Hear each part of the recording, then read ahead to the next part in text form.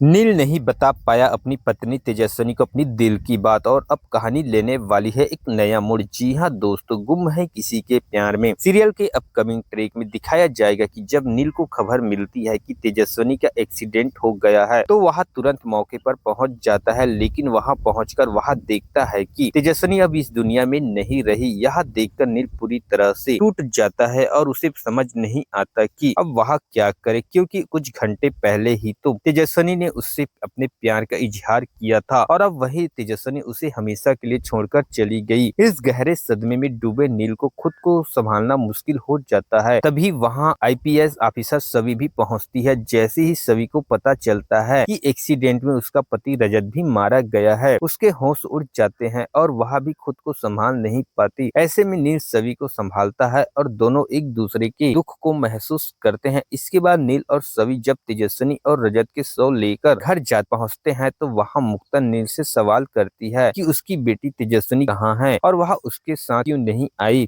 तभी पीछे से तेजस्विनी की डेड बॉडी लाई जाती है। यह देखकर मुक्ता पर मानो पहाड़ टूट पड़ता है। वह गहरे सदमे में चली जाती है और गुस्से में नील पर हाथ उठा देती है। अब कहानी में एक नया मोड़ तब आता है जब मुक्ता नील से नफरत करने लगती है। उसे समझ नहीं आता कि आखिर उसकी बेटी की जिंदगी में इतना दर्द क्यों आया और क्यों नील उसकी रक्षा नहीं कर पाया। वहीं सवी जिसने नील से शादी की थी, उसकी जिंदगी में भी लगातार मुसीबतें ही आ रही है। ना प्यार सहज पाया, ना अपने रिश्ते बचा पाई। अब देखना यह होगा कि इस हादसे के बाद नील और सवी एक दूसरे का सहारा बनेंगे या फिर कहानी किसी और दिशा में मुड़ जाएगी। क्या मुक्ता कभी नील को माफ कर पाएगी और क्या नील